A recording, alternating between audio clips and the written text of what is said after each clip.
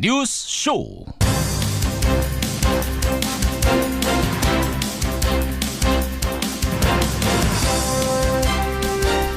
할머니들의 의견을 듣지도 않고 뜻에 어긋나는 협의를 해서 죄송합니다. 문재인 대통령이 어제 청와대로 위안부 피해자 할머님들을 초대했죠. 오찬을 함께하면서 건넨 말입니다. 애청자 여러분 안녕하십니까? 국가가 국민을 대신해서 합의에 나섰는데 국민, 특히 피해자들의 뜻을 반영하지 못한 건 진실과 정의의 원칙에 어긋납니다. 물론 그것을 시인하기란 생각보다 쉽지 않습니다. 왜냐? 말을 해놨으면 뒷수습을 해야 하니까요. 하지만 옷을 제대로 입으려면 잘못 끼운 단추 빼서 다시 제대로 끼워야 합니다.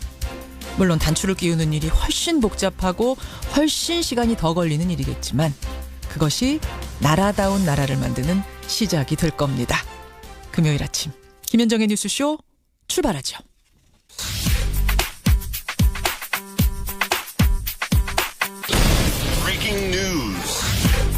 김현정의 뉴스쇼가 주목한 오늘의 포인트 김정훈 기자 나와 있습니다. 어서 오세요, 김 기자. 네. 금요일 아침 첫 포인트 뭡니까? 네, 연합훈련 연기 한미 정상의 한 목소리입니다. 한미 정상이 어제 밤에 전화 통화를 했어요. 네. 평창 동계올림픽 기간 중에 한미 연합군사훈련 연기하겠다 결국 공감을 한 거죠. 네, 어제 통화가 어젯밤 10시부터 30분간 이루어졌거든요. 예. 문재인 대통령이요.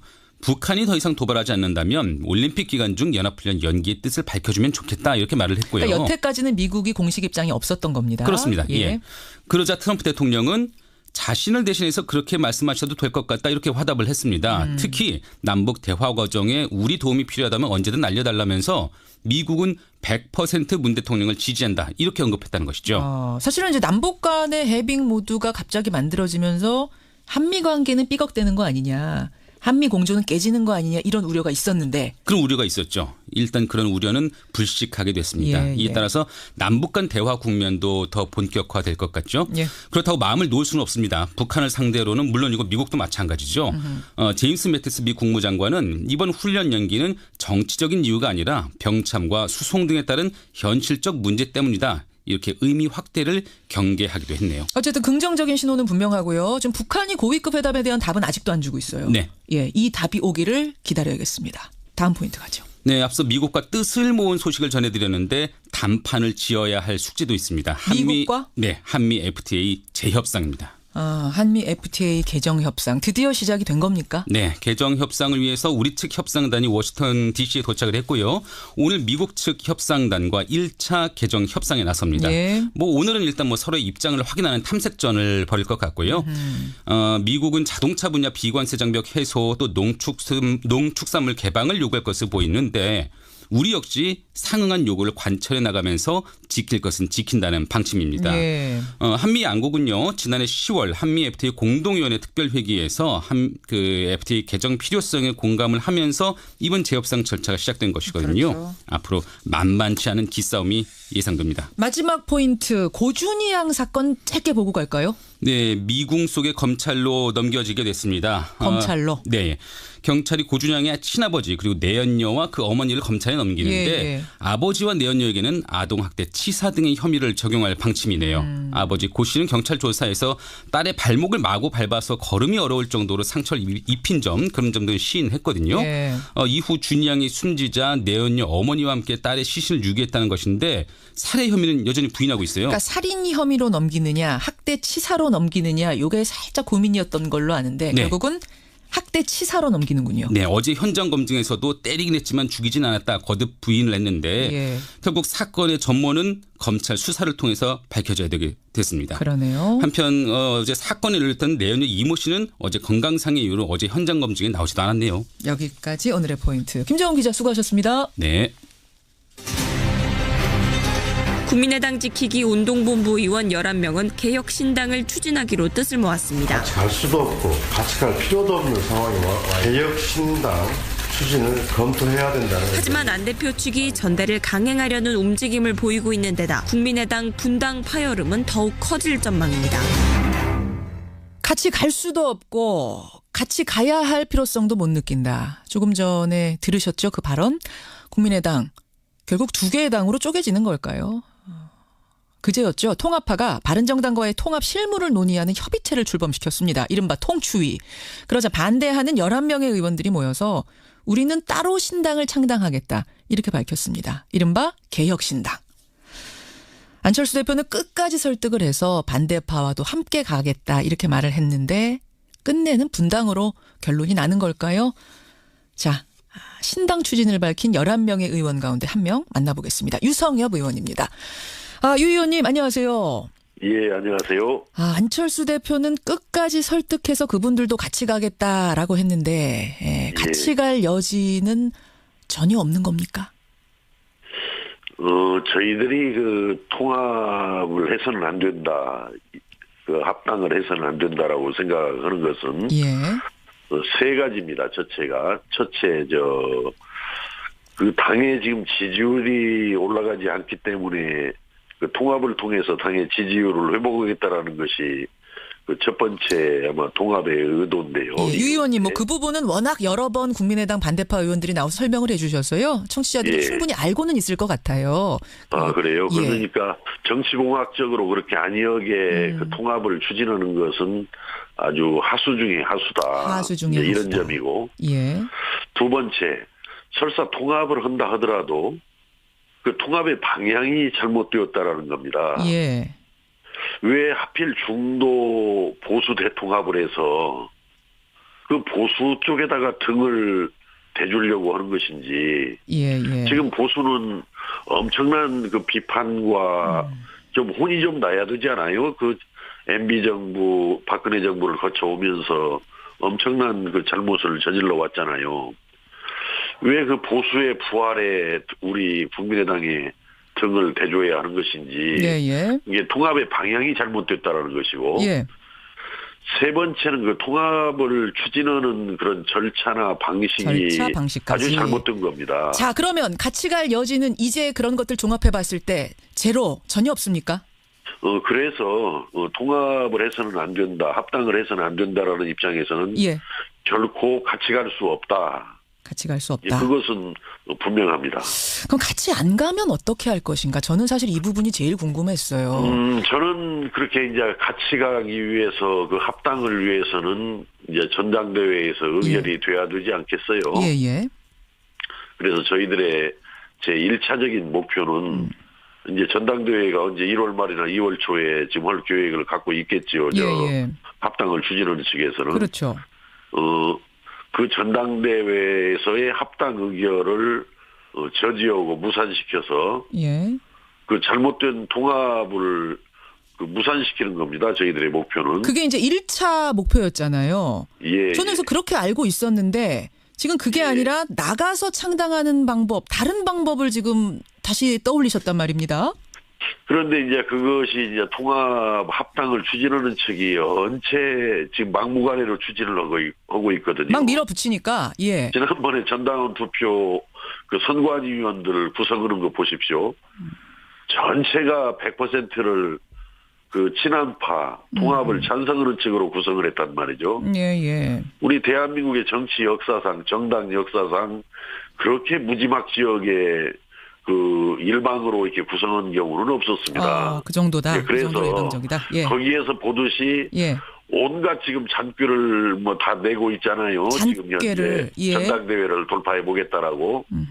그래서 뭐 저희들이 전당대회에서의 어떤 합당을 저지시키는 데까지는 최선을 다해서 저지시키려고 하지만은 하도 무지막지하게 모든 절차와 그 상식적인 원칙을 어기가면서까지 그 나오는 분들이기 때문에 최악의 경우 그렇게 만약에 합당이 해서는 안 될 합당이 의결됐을 때를 대비해서 우리는 결코 동의할 수 없기 때문에 그 합당의 길에 그것을 저지할 수 있는 또 어떤 예비적인 카드를 미리 구상을 해보는 것입니다. 미리 구상을.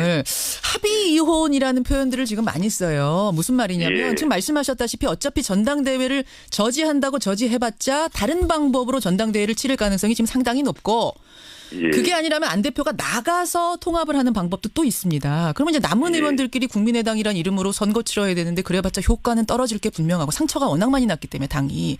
그래서 차라리 그러나 골이 간다라고 그래서 무슨 지방선거에서 성과가 난다. 예, 그 말씀 이제 설명하셨고요. 그래서 차라리 우리가 나가서 따로 신당을 꾸릴 테니 전당대회 치르시오. 대신 나가려고 하는 비례의원들을 제명시켜달라. 그분들 그래야 의원직 유지할 수 있으니까 출당시켜달라. 이걸 이제 이른바 합의이혼이라고 표현을 하더군요. 이렇게 정리를 할 수 있겠습니까? 그런데 어떻든 지금 무슨 합의 특히 이혼을 거론하고 지금 합의 이혼을 이야기하는 것은 좀 시기상조 같고요. 좀 빠릅니까? 어떻든 저희들은 그 전당대회를 저지시켜가지고 저지시킨 상황에서 통합을 하기를 간절히 원하는 그런 분들은 나가서 통합을 하고 싶습니다. 예, 알겠습니다. 신당 한다면 몇 분의 의원이나 함께 하실까요?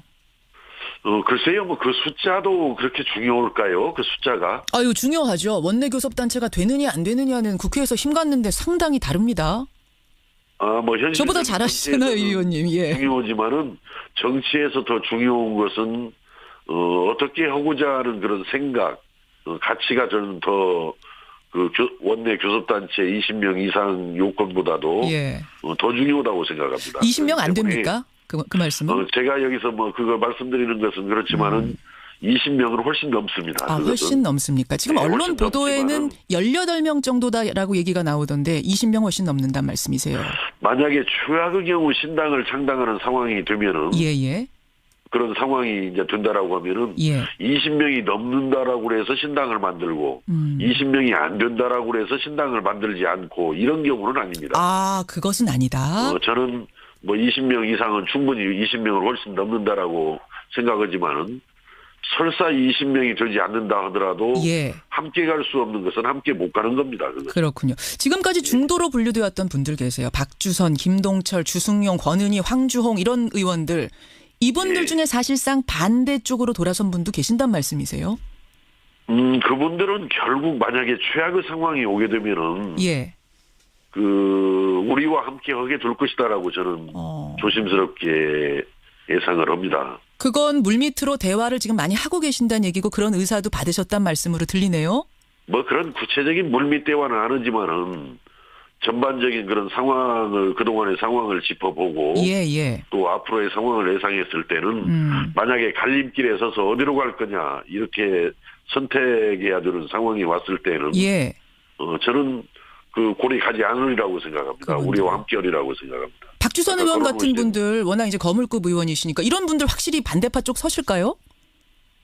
그럼요. 지금 현재 그 구당초라고 그래가지고 그 당을 구하기 위한 조선 의원들의 모임도 있었지 않습니까? 오히려 중진 그런 의원들보다도 더 조선 의원들이 더 적극적입니다. 사실. 박주선 의원 같은 거물급이요. 중진 의원들. 그분은 통합 반대파셔요. 반대파로 봐도 됩니까? 박주선 부회장님은 통합 반대파입니다. 원래부터. 알겠습니다. 지금 갈림길에 섰을 때를 가정해서 말씀드리고 있는데 갈림길에 섰을 때 가장 헷갈릴 분들, 고민이 많을 분들이 비례의원 3분 아니에요. 박주현, 이상돈, 장정숙 의원. 어젯밤에 안철수 대표가 그랬습니다. 비례의원들 나간다고 해도 난 제명 못 시켜준다. 국민의당이란 이름으로 된 분들인데 이분들이 나가서 개인 활동하도록 어떻게 제명시켜주느냐. 어떻게 생각하십니까? 저는 안철수 대표가 어저께 그렇게 분명히 이야기를 하셨습니까? 그렇게 했답니다. 언론 인터뷰에서. 그런데 그것은 새 정치를 하신다는 분으로서는 조금 실망스럽습니다. 그렇게 발언했다면 지금 그 자유한국당에서 그 김연아 의원이라는 분 계시죠? 계시죠. 그분이 원래 바른정당과 함께 교회를 같이 하면서도 그 자유한국당에서 안 내보내주니까 정말 이상한 그런 입장에서 행보해서 정치를 했잖아요. 한국당에 당적은 두고 바른정당과 함께 활동하죠. 그런데 안철수 대표가 새 정치 하신다는 분이 자유한국당과 똑같은 입장을 가지고 그거 보인다라는 것인데 그건 굉장히 국민들이 보기에 아주 이상스럽게 볼 것인데요. 안철수 대표를. 끝끝내 그럼에도 불구하고 안철수 대표가 비례의원 3명 제명 못 시켜주겠다 하면은 그러면 그 3분은 당적은 통합당에 두고 활동은 신당하고 같이 하는 김연아 의원식이 되는 걸까요? 그렇게라도 활동하실 건가요? 아마 제가 보기에는 그 의원직을 뭐 유지하는 것도 현실적으로 중요한 일 중에 하나일 일 것이기 때문에 아마 그런 방식으로 해야 되지 않겠냐 이렇게 생각합니다. 그렇게라도 하겠다. 만약 굳이 뭐 거기에 질문 안 대표가 끝까지 안 해준다면 그 방법밖에 없죠. 저는 뭐 우리 안철수 대표가 그렇게까지 망가지지는 않으리라고 생각합니다. 그렇게까지 아니 그런 말씀 지금 분명히 하셨다니까요. 자유한국당과 똑같이 가겠다라는 모습인데 그거 그렇게 여기서요 안철수 대표가 아무리 그래도 자유한국당과 같은 그런 억지를 부리겠습니까? 알겠습니다. 그 부분 그렇고. 자, 그럼 신당 창당을 혹시 한다면 언제까지 돼야 한다? 마지노선 있습니까? 저희들은 아까도 말씀드린 대로 신당 창당이 절대적인 목표가 아닙니다. 물론 그렇긴 합니다만 유 의원님 죄송합니다만 정당 국고보조금 받으려면 2월 4일까지는 등록을 해야 돼요. 돈 문제가 뭐 이게 아무것도 아니라고 할 수는 없는 것이 정당 하려면 돈 들어가는 건 아시잖아요. 아니요. 그러니까 아까도 자꾸 교섭단체를 가지고 그게 중요한 기준인 것처럼 또 뭐 정당 보조금 기준 뭐 중요한 것처럼 말씀하시는데 물론 뭐 그게 현실적으로 뭐 하찮은 일은 아니죠. 그러나 그런 것에 매여 가지고 무슨 일정을 검토한다든지 뭐 신당 창당을 해야 될 때 창당을 못 온다라든지 뭐 이런 건 아닙니다. 그렇기 때문에 알겠습니다. 그런 것은 하나의 중요한 참고사항일 뿐이지 결정적인 그 요소는 아니다. 알겠습니다. 여기까지 오늘 말씀 듣죠. 고맙습니다. 감사합니다. 국민의당 유성엽 의원이었습니다. 김성환의 행간 시사평론가 김성환 씨 나오셨습니다. 어서 오십시오. 네, 안녕하세요. 시옷, 기역, 비읍, 치읓. 수수께끼 하나 낼게요, 제가. 이게 무슨 뜻이냐고요? 시옷, 기역, 비읍, 치읓. 시골 비추? 시골 비추가 뭐예요? 지금 여러분 포털 사이트마다 들어가서 실시간 검색어 한번 보세요. 다 시옷, 기역, 비읍, 치읓이에요. 이거 수수께끼 푸느라고 지금 난리가 났어요. 뭐냐면은 한국당의 김종석 의원이 전환법 통과시키기 위해서 본회의 꼭 참석해 주세요라고 시민이 보낸 트윗에다가 답트윗을 답문자를 보냈는데 미읍, 미음, 치읓, 시옷, 쌍기역 이렇게 하나를 보내고 또 하나는 시옷, 기역, 비읍, 치읓을 보낸 겁니다. 근데 앞에 거는 해석이 됐어요. 욕이에요. 제가 말은 못하고 미로 시작하는. 다른 의미일 수도 있습니다. 멸치 살까? 멸치 살까? 뒤에 거는 도저히 해석이 안 돼요. 상간벽촌? 뭐지 이거? 수수께끼. 본인이 얘기해 주면 제일 좋겠죠. 야, 참 국회의원님들 바쁘신데 이렇게 수수께끼까지 내면서 국민들을 즐겁게 해주시고. 아니 그 김종석 의원은 그 초등학생이 우리은행에서 주최했던 그 미술상 받았잖아요. 그것도 그 종북이라고 얘기했던 의원이잖아요. 그거하고 수수께끼하고 무슨 상관이에요? 아니요. 그랬는데 또 이번 가지고 또 논란이 됐다는 얘기죠. 하여튼 그것 때문에 떠들썩한 아침인데 행간에선 그 얘기는 아니고요. 뭐 가지고 오셨어요? 국정원 특수활동비 상납 의혹을 수사하던 검찰이 어제 사용 내역을 발표를 했죠. 안보에 쓰라고 배정한 국민세금을 박근혜 전 대통령이 문고리 3인방 용돈, 기치료, 주사비 등등에 사용을 했다. 뭐 이런 사실이 드러났는데요. 이 국정원 자금을 주사비에 쓴 대통령. 이 뉴스의 행간을 좀 살펴볼까 합니다. 5만 원권 현금 따발로 받은 돈이기 때문에 이거 사용처 밝히기 되게 어려울 거다 이렇게 예상을 했었는데 비교적 상세하게 나왔더군요. 저는 이번에 사용 내역 공개가 된 걸 보면서 우리나라 검찰이 다른 사건도 이렇게 수사하면 얼마나 좋을까 이런 생각을 했어요. 그러니까 우리나라 검찰의 수사 능력에 새삼 좀 놀랐다 이런 말씀을 드리고 싶은데요. 잘했다는 얘기예요. 박근혜 전 대통령이 받은 특활비가 총 36억 5천만 원이라고 하잖아요. 근데 이원정 전 비서실장이 받은 1억 5천만 원을 빼면 실제로 35억 원 정도가 됩니다. 근데 검찰은 사용 내역을 밝히기 위해서 문고리 3인방을 포함해 한 30여 명의 계좌 500여 개를 이잡듯 뒤졌다고 합니다. 근데 아무래도 스모킹 건은 이재만 전 총무비서관의 계좌일 수밖에 없는데요. 특활비를 받으면 전용 금고에 잠깐 넣어놨다가 박 전 대통령이 달라고 하면 현금 따발로 꺼내가지고 줬고 예. 일부를 자신의 통장에 넣어서 계좌 이체를 해줬다고 하는데요. 이 특활비 외에 나머지 돈 사용한 내역을 하나하나씩 지어가면서 검찰이 그 사용 내역을 추적을 해보니까 뭐 차명평구입, 기치료 주사비, 예. 뭐 삼성동 사저관리비 등등 해가지고 한 3억 6,500만 원을 사용한 것으로 확인됐습니다. 그렇죠. 최순실 의상비 운영비 6억 9,100만 원. 문고리 3인방 용돈, 떡값, 휴가비 9억 7,600만 원. 예. 이건 문고리 3인방 진술하고 또 최순실의 포스트잇에 적힌 금액을 비교, 대조하는 방식으로 확인했다고 합니다. 그렇죠. 하지만 나머지 한 18억 원 정도에 해당하는 금액은 박 전 대통령과 최순실이 조사를 거부하는 바람에 아직 용처를 밝히지 못하고 있는 상황입니다. 검찰이 밝힌 것만 봐도 박근혜 전 대통령의 쌈짓돈이 됐던 이 국정원의 특활비. 이 뉴스의 행간, 이면 뭐가 숨어 있습니까? 첫 번째 행간은 입만 열면 거짓말이었다입니다. 누가요? 박근혜 전 대통령이요. 작년 1차 대국민 담화 때 뭐라고 했습니까?